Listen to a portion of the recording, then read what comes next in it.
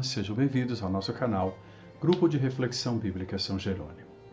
Hoje, vamos meditar o texto do Evangelho que a liturgia nos propõe, um texto significativo.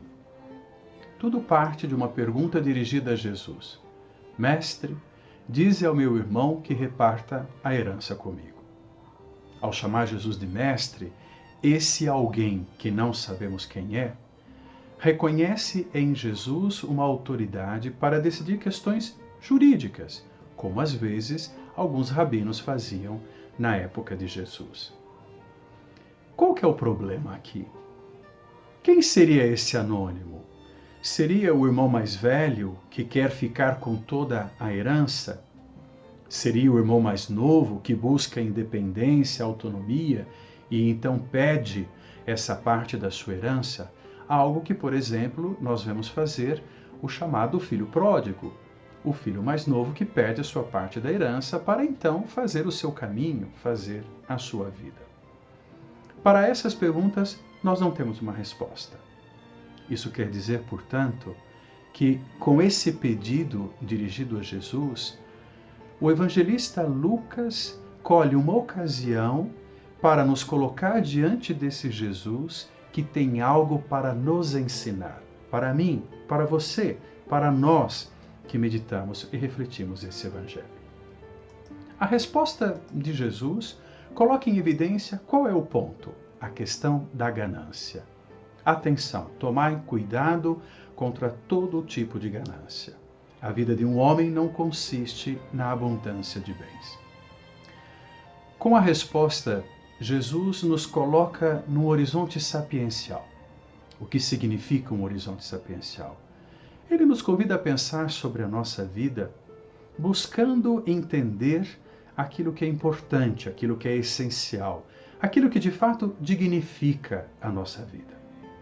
É sempre bom ter presente que Jesus aqui não está demonizando nem desmerecendo a riqueza como fruto do trabalho e, sobretudo, um trabalho honesto.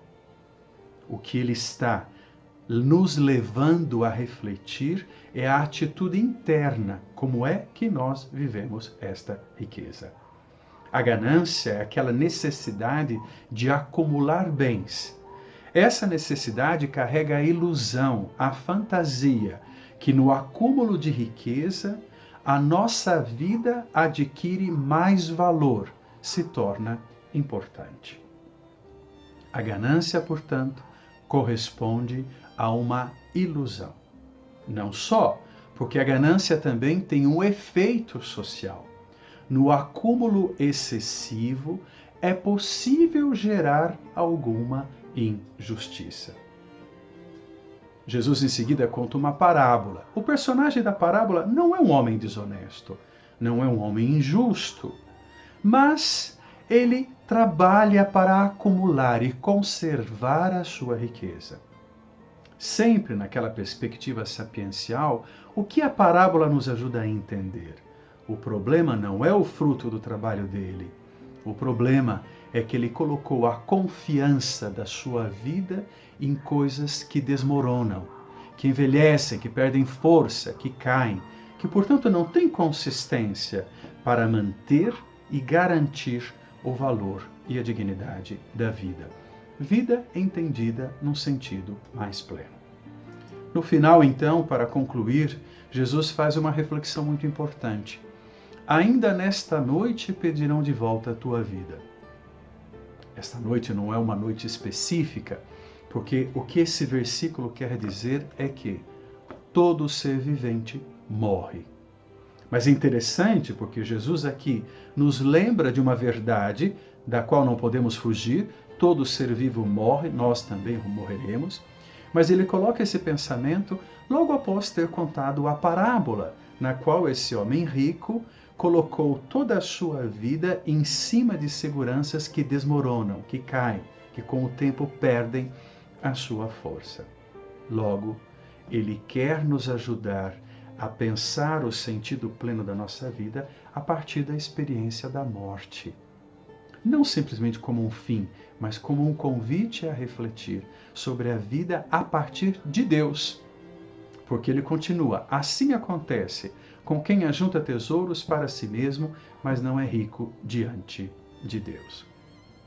Acumular tesouro para si mesmo não é só ganância, é também egoísmo. Nesse sentido, Lucas, ao narrar essa cena, está ensinando à sua comunidade, para quem ele escreveu o Evangelho, e também a nós, que a riqueza em si não é um pecado, não é um crime, não é um problema. Mas a riqueza deve ser entendida como um dom que Deus nos dispõe. E se é Ele a nos dispor, significa que a nossa propriedade, a nossa pertença não é total, ela é limitada. O outro aspecto fundamental, em correspondência com a teologia também de muitos textos do Antigo Testamento, mas em modo especial em correspondência com todo o Evangelho de Lucas, a riqueza tem uma função social.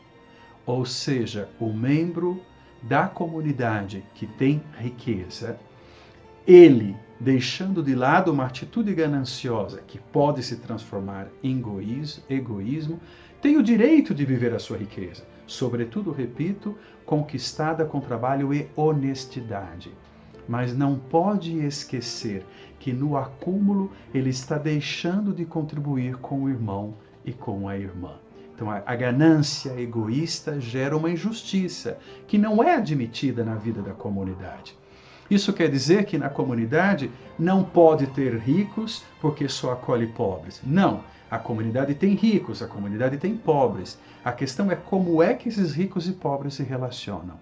E óbvio, quem mais tem é quem deve ser mais generoso na atitude de contribuição, de colaboração com aquele que nada tem. É isso que enriquece para a eternidade qualquer homem, qualquer mulher que está aqui ainda nessa vida material que nós construímos, onde podemos sim acumular riqueza, mas onde, sobretudo, somos chamados a viver a fraternidade e a solidariedade.